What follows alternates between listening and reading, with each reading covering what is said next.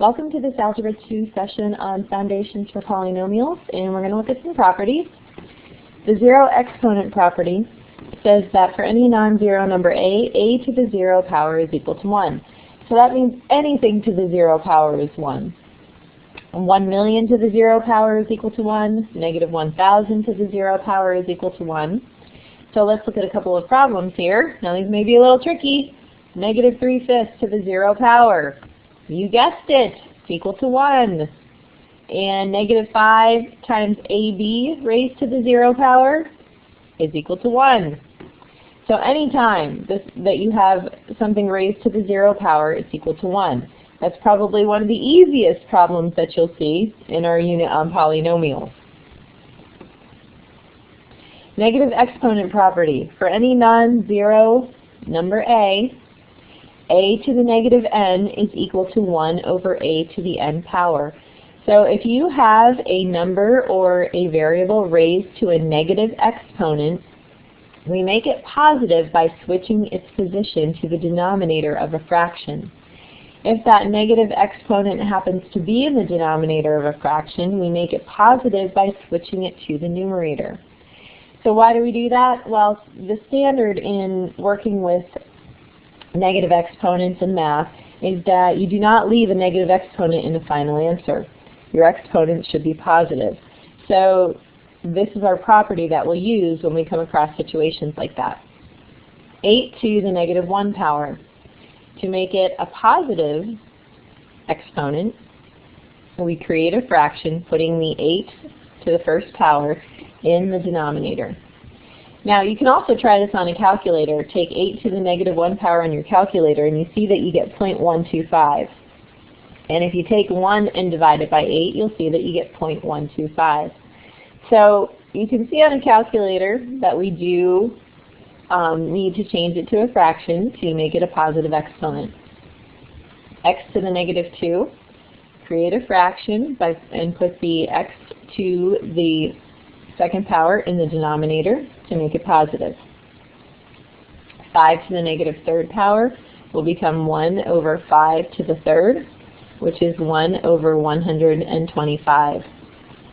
1 over x to the negative 2 power, here's a situation where we have a negative exponent already in the denominator of a fraction. So to make it positive, we move its position to the numerator. So we would have x squared over 1, which we can just write as x squared. All right, next property is product of powers property. For any non-zero real numbers a and any two real numbers m and n, a to the m times a to the n equals a to the m plus n. So this means that when you have two bases, the bases being the a's, that are the same and you're multiplying, you can combine them to a single base a and you add the exponents. So looking at this first one, x to the 4th power times x to the negative 2 power, I can combine that to a single base of x and it becomes x to the 4 plus negative 2. X to the 4 plus negative 2 will be x squared. Now the same property we can use with 2 to the 3rd times 2 to the 4th. And we actually could figure out what 2 to the 3rd is and what 2 to the 4th is and then multiply them. But since we're using this property for this problem, we're going to do it with the property. So 2 to the 3rd times 2 to the 4th, we can combine to a single base of 2. A common mistake here is to actually multiply the 2's. But that's not what we're doing. We're keeping the base the same. So the base is 2, we keep the base 2. So it'll be 2 to the power of 3 plus 4, which gives us 2 to the power of 7, which would be different than 4 to the power of 7. So 2 to the 7th power gives us 128. Now the last problem here, d to the negative 6th power times f squared times d squared times f to the 1st power. I'm going to just rewrite these so I have the same basis together. D to the negative 6 times d squared times f squared times f to the 1st. So I can combine two single bases here. It'll be d to the negative 6 plus 2 times f to the power of 2 plus 1. So d to the negative 6 plus 2 gives me d to the negative 4 times f to the third. Now you see we have a negative exponent, and we can't leave our answer with a negative exponent, so I need to create a fraction and put the d to the fourth in the denominator. So it'll be 1 over d to the fourth times f to the third. Now I can write that as f to the third divided by d to the fourth. And that will be my final answer.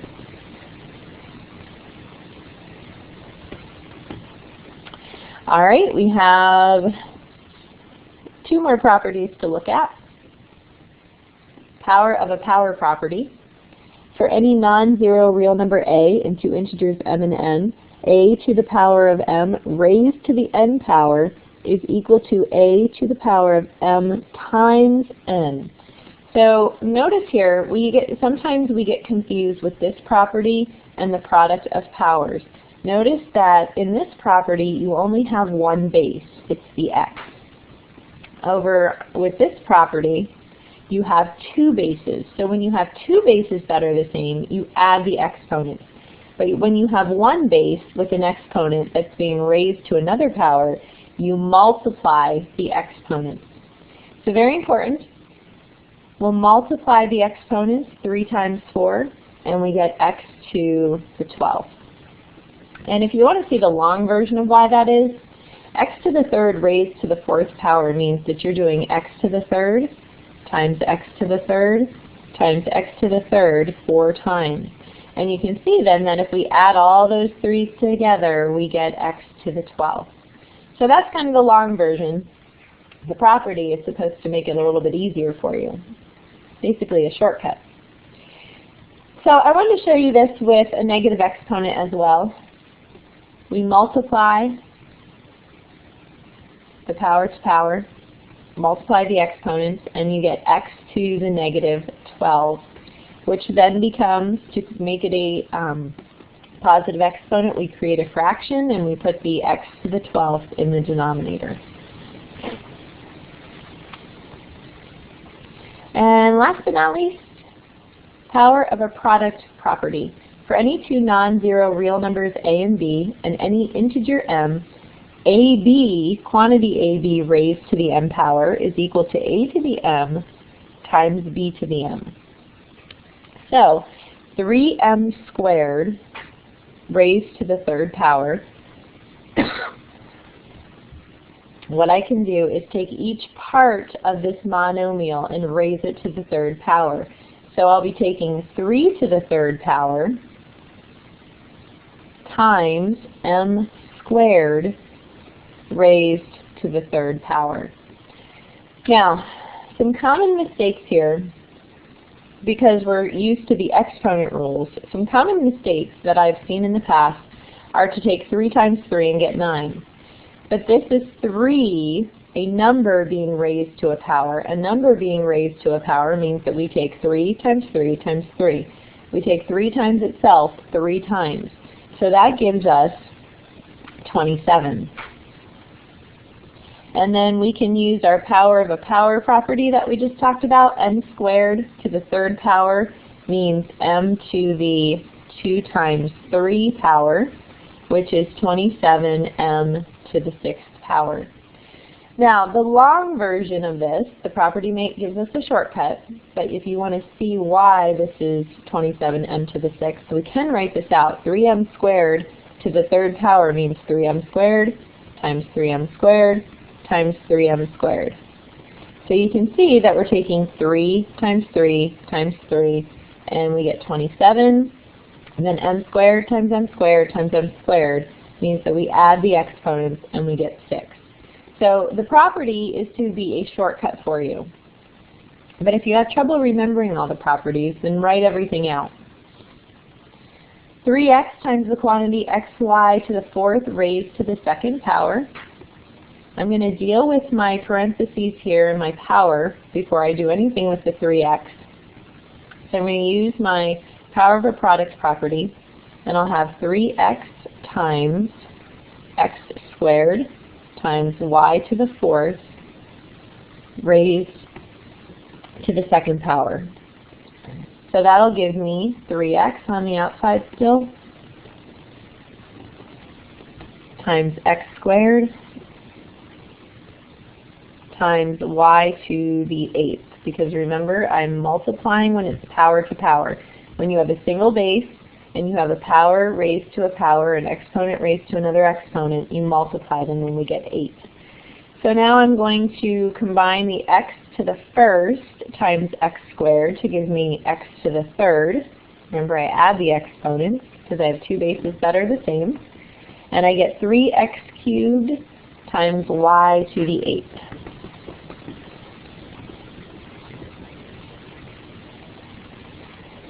And that ends this session on Foundations for Polynomials.